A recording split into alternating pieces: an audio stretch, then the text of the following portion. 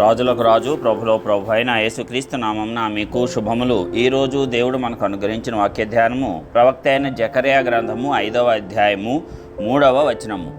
ఇది భూమి అంతటి మీదకి బయలువెళ్ళు శాపమే, దానికి ఒక ప్రక్కను వ్రాసి ఉన్న దానిని బట్టి దొంగిలి వారందరినూ కొట్టివేయబడుదురు, రెండవ ప్రక్కన వ్రాసి ఉన్న దానిని బట్టి అప్రమాణికులందరినూ కొట్టివేయబడుదురు. ప్రియులారా, ఈ వాక్య ధ్యానమును మనం పరిశీలించినప్పుడు దేవుడు సమయం ఇచ్చిన తరువాత మరి తన యొక్క ఉగ్రతను కూడా కుమ్మరిస్తాడు అన్న సంగతి మనకు తెలిసిందే. ఎందుకంటే దేవుడు సమయం ఇచ్చినప్పుడు మనమందరము మారు మనస్సు పొంది దేని విషయమై దేవుడు మన పట్ల కోపిస్తున్నాడో దానిని సరి చేసుకుంటే ఆయన యొక్క కృపను తిరిగి మరలా పొందుకోవచ్చు. మరి దేవుడిచ్చిన సమయాన్ని వ్యర్థంగా వృధా చేసుకుంటూ ఏమాత్రము మారు మనస్సును అందకుండా, పశ్చాత్తాపం అందకుండా, అయ్యో నేను చేసేది తప్పు అనుకోకుండా గర్వ హృదయంతో, అహంకార హృదయంతో నేను చేసిందే కరెక్టు అనేటువంటి విధంగా ప్రవర్తించేటువంటి వారికి దేవుని యొక్క ఉగ్రత కూడా మరి రుచి చూడవలసి వస్తుంది. ఎందుకంటే ఇక్కడ చెప్తున్నాడు కదా, దేవుడు ఒక ప్రక్కను రాసి ఉన్న దాన్ని బట్టి ఒక పుస్తకం ఉందంట, ఆ పుస్తకంలో అన్నీ రచిస్తూ ఉన్నాడంట, ఏమేమి చేసి ఉన్నాము అనేది. ఒక ప్రక్క రాసి ఉన్న దాన్ని బట్టి దొంగిలించే వారందరూ కొట్టివేయబడతారంట. ఎక్కడెక్కడ దొంగతనం, అబ్బే నేను ఎవరి దగ్గర దొంగతనం చేయటం లేదు, మోసపూరితంగా నీవు ఇతరుల యొద్ద తీసుకున్నది కూడా అది దొంగతనమే.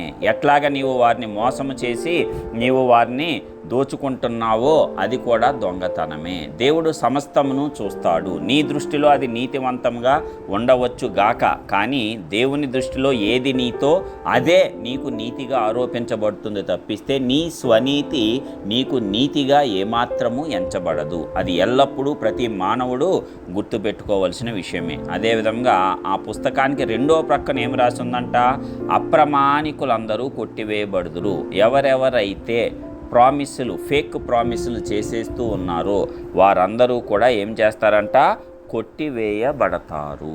కాబట్టి దేవుడు ఆ రీతిగా తన యొక్క ఉగ్రతను కుమ్మరిస్తాడు. దేవుని యొక్క చేతిలో మనము పడినప్పుడు మొదటగానే మనము తెలుసుకొని పశ్చాత్తాపం నుండి దానిని విడిచిపెట్టి మారు మనసుతో నూతనముగా మనము గనక మన జీవితాన్ని ప్రారంభిస్తే ఆయన కృపనిస్తాడు.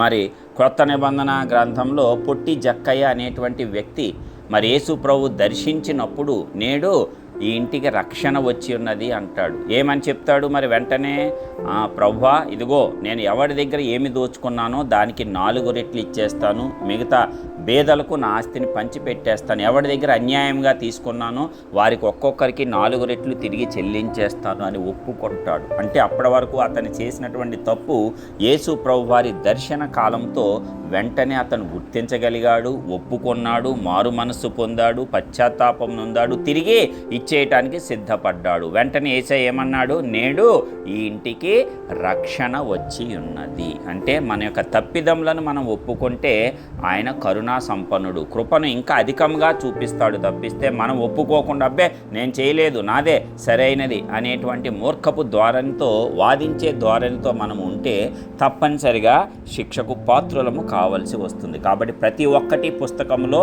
రచిస్తూనే ఉన్నాడు. జాగ్రత్తగా ఉండాలి, దొంగిలించకూడదు. అంటే ఎవరి దగ్గరైనా అన్యాయంగాను మోసంగాను నీవు తీసుకున్నా అది దొంగతనమే. కాబట్టి అది అట్లాగే అప్రమాణికులు, చూసారా, ప్రతిదానికి సరే ఫస్ట్ ప్రమాణం చేసేసి ఒట్టు వేసేస్తే సరిపోతుంది, ఈరోజు ఇస్తాను రేపిస్తాను అని ప్రమాణం చేసేస్తే సరిపోతుంది, అక్కడికి తప్పించుకోవచ్చు అనుకోవటం కూడా అప్రమాణికమే. అలాంటి వాటి నుంచి మనము దూరంగా జరిగి ఒకవేళ ఇప్పటివరకు చేసి ఉన్నట్లయితే పశ్చాత్తాపపడి దేవుని ఎట్ట మన హృదయాన్ని నూతనపరుచుకుందాము. ప్రభు కృప మనకు తోడుగా ఉండునుగాక. కృపా సత్య సంపూర్ణుడా, స్తుతులకు పాత్రుడా, వందనాలు. ఇదిగో మరి నీ వాక్కు ద్వారా మాకు నూతన ఉదయంను దర్శించినందుకు స్తోత్రాలు అయ్యా.